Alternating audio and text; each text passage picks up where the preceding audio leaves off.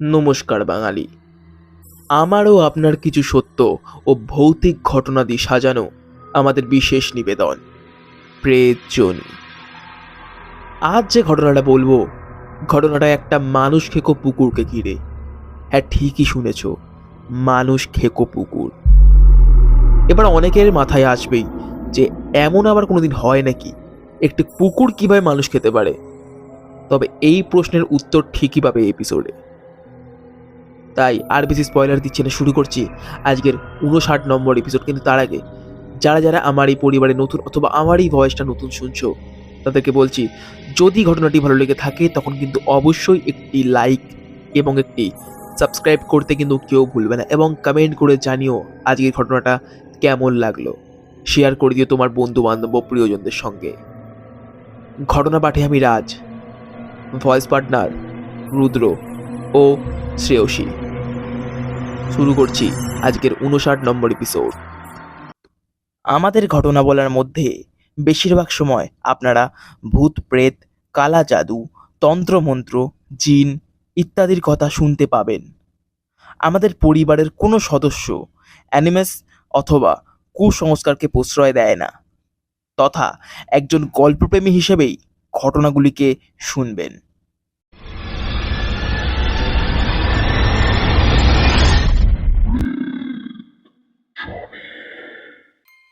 ঘটনা পাঠিয়েছে বিপ্লব পাল। নমস্কার রাজদা, প্রথমেই কংগ্রাচুলেশনস ফর 1K সাবস্ক্রাইবার।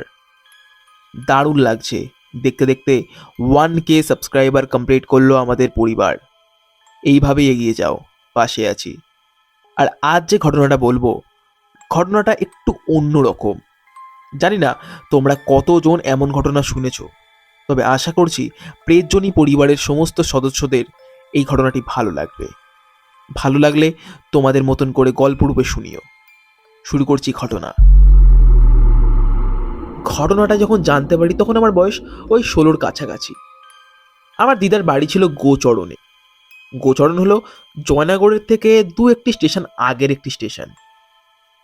তখন প্রায় সময় ডিসেম্বর মাসের পরীক্ষা শেষ হলেই ঘুরতে যেতাম দিদার বাড়ি।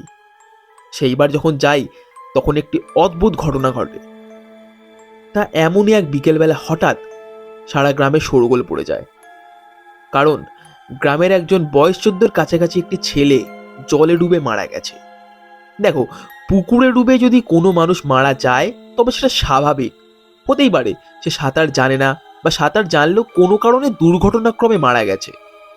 তবে লোকের মুখে মুখে শুধু একটাই কথা আমি শুনতে পাই, মরতেছে কেন ওই নরখেকো পুকুরে নামতে গেল তা জানি না বাপু। ভর বিকেলে কেউ নামে নাকি অলক্ষণে পুকুরে? প্রায় এরকমই কিছু কথা আমি শুনতে পাই। এইসবই আলোচনা হতে শুরু করে গ্রামের লোকেদের মুখে। সবচাইতে বেশি আমি উত্তেজিত হই ওই নরখেকো অলক্ষণে পুকুরের কথায়।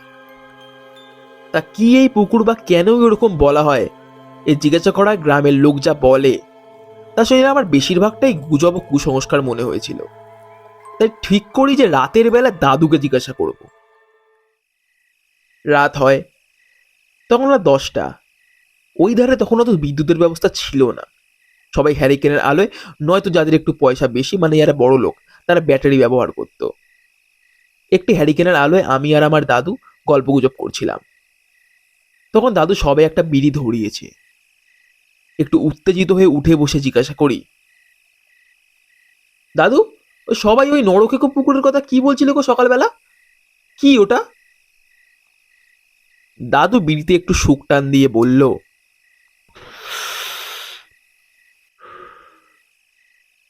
ও বড় খারাপ পুকুর, কেউ যায় না ওই পুকুরে। ওই পুকুরে একবার আমার ভাই মানে তোমার ছোট দাদু মরতে মরতে বেঁচেছে।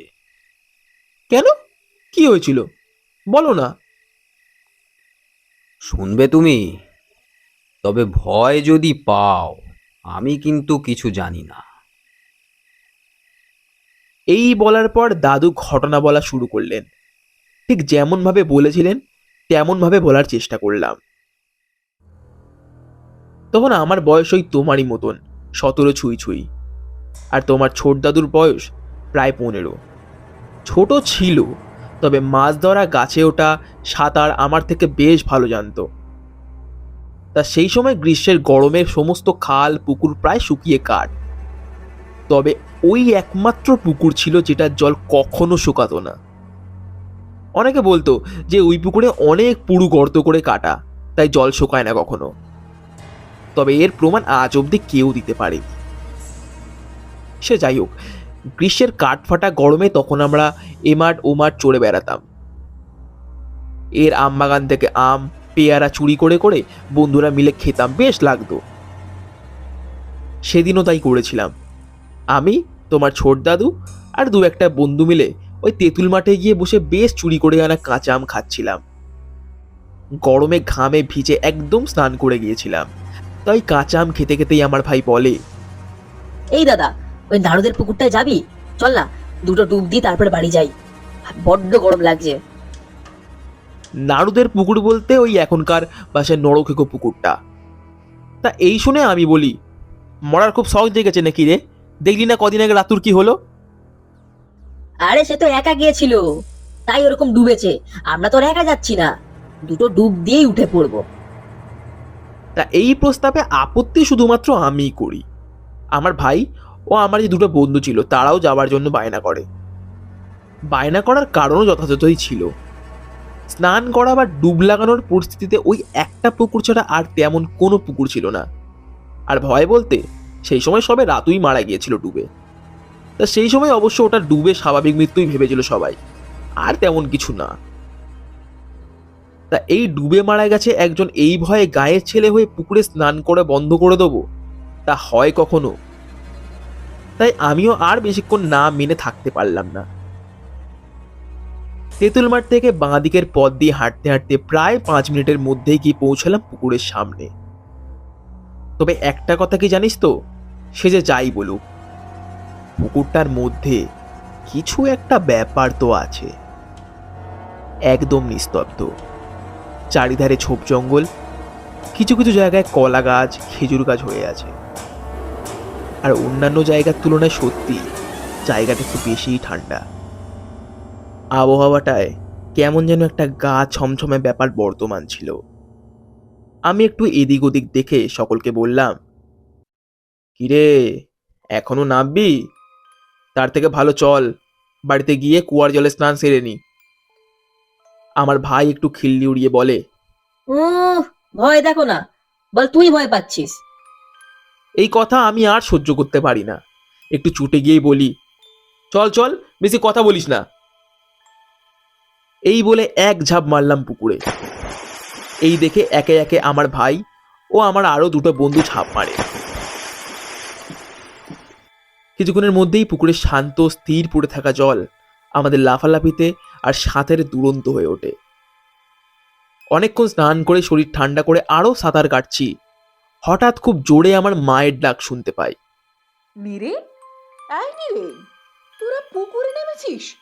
দাঁড়া রে, তোদের হচ্ছে। মায়ের ডাক শুনে মনে হচ্ছিল মা প্রচন্ড রেগে আছে। আমরা তো পড়ি কি মুড়ি করে সাঁতার কেটে জলদি ঘাটে উঠে ছুট লাগাই। আমরা ঘুরেও তাকাই না যে মা কোন দিক দিয়ে আসছিল, ভয়ে ছুট লাগাই বাড়ির দিকে। অনেকটা ছোটার পর পিছন ঘুরে তাকাতে দেখি আমি আর আমার দুটো বন্ধুই দৌড়াচ্ছি, কিন্তু আমার ভাই নেই। বুঝলাম হয়তো মা ভাইকে ধরে বেধড়ক মারছে। ওই ভয়ে আরো জোরে ছুট লাগাই বাড়ির দিকে। এইবারই আমার সব থেকে বড় ঝটকাটা লাগে। বাড়িতে ঢুকে দেখি মা নিশ্চিন্তে রান্না বান্না করছে, আমায় দেখে বকতে থাকে। আমি অবাক হয়ে বলি, মা তুমি পুকুর ধারে ছিলে না এক্ষুনি? এখানে কি করে এলে? মা অবাক হয়ে বলে, আমি পুকুর ধারে? কি বলছিস? কাজ সেরে উঠতেই পারছি না। আর ছোটকা কোথায় রে? এই শুনে আর সময় নষ্ট না করে ওই দুটো বন্ধুকে ডাক দিয়ে আবার ছুট মারি পুকুরটার দিকে। ছুটতে ছুটতে গিয়ে যখন ঘাটে পৌঁছই তখন দেখি আমার ভাই পুকুরের প্রায় মধ্যবর্তী স্থানে প্রায় ডুবন্ত অবস্থায় কোনো ক্রমে মাথা উঠিয়ে হাত ছোড়াছুড়ি করছে। বাঁচাও, বাঁচাও।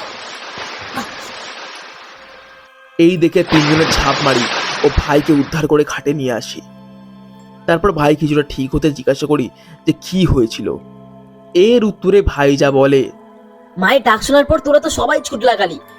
আমি উঠতে যাব, তখনই কিছু একটা আমার পা ধরে খুব জোরে টান মেরে জলে ফেলে দেয়, আর নিচের দিকে খুব জোরে টানতে থাকে। এই ঘটনার কথা গ্রামের অনেকেই জানতে পারে। তা বেশিরভাগই লোক ভাবে যে পুকুরের নিচে এক এক সময় এমন কিছু আগাছা জন্মায় যার মধ্যে পা আটকে গেলে মানুষের ওরা মনে হয় কেউ পা টানছে, কেউ পা ধরে রেখে দিয়েছে ইত্যাদি। কিন্তু এরপর পরিষ্কারও করা হয় সম্পূর্ণ পুকুর। আগাছা পাওয়ার বদলে পুকুর থেকে উদ্ধার হয় একটি মানব দেহের কঙ্কাল। এরপর থেকেই ওই পুকুরে আর কেউ নামতো না। তবে কালে ভদ্রে বছরের কোনো না কোনো সময় ঠিকই কেউ না কেউ মারা যেত ওই পুকুরে। কিন্তু ওই দিন মায়ের গলা যে কে ডেকেছিল আর কেই বা ভাইয়ের পা টেনেছিল তা আজও ওই পুকুরের জলেই চাপা পড়ে আছে। এই ছিল দাদুর শোনানো ঘটনা। তবে অনেক বছর হলো দাদু ও দিদা মারা যাওয়ার পর আর যাওয়া হয়নি। জানি না সে পুকুর এখনো আছে কি নেই, কিংবা এও হতে পারে এখনো কোনো মানুষকে খাবার জন্য ওঁত পেতে বসে আছে সেই পুকুর।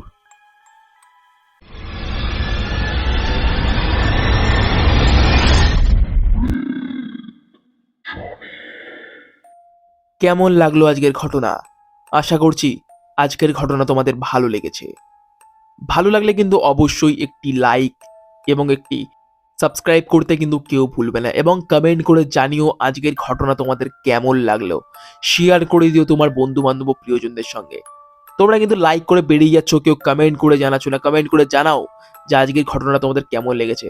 আর সব থেকে মজার ব্যাপারটা জানো কি, আজকে যখন ঘটনাটা আমি রেকর্ড করছি না তখন আমাদের সম্পূর্ণ পাড়া আমাদের এই পাড়া আমি যেখানে থাকি সেই পাড়া আশেপাশে যে কটা পাড়া আছে প্রত্যেকটা পাড়ার কারেন্ট অফ। মানে পুরো অন্ধকার একটা রুমে জাস্ট একটা মোমবাতি জ্বালিয়ে আমি ভিডিওটা রেকর্ডিং করছি আমি আর কি। তা দারুণ লাগছে রেকর্ডিংটা করতে, আজকের একটা আলাদা অনুভূতি হলো আমার, এরকম কোনোদিন হয়নি। সে যাই হোক, প্লিজ কিন্তু তোমরা কমেন্ট করে জানাও, আর সাবস্ক্রাইব করতে কিন্তু কেউ ভুলবে না। শেয়ার করে দিও তোমার বন্ধু বান্ধবদের সঙ্গে।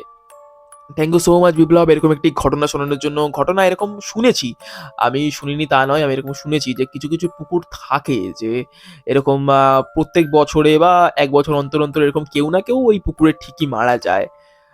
শুনেছি এরকম অনেক ঘটনাই আমি শুনেছি, তা অনেকটা রিলেট করতে পারলাম ঘটনাগুলোর সঙ্গে। থ্যাংক ইউ সো মাচ এরকম ঘটনা একটা পাঠানোর জন্য। আরও যদি কোনো ঘটনা থাকে তবে কিন্তু অবশ্যই পাঠিও, এবং যদি ঘটনাটি তোমারও ভালো লেগে থাকে তখন কিন্তু অবশ্যই শেয়ার করে দিও তোমার পরিবারের সঙ্গে।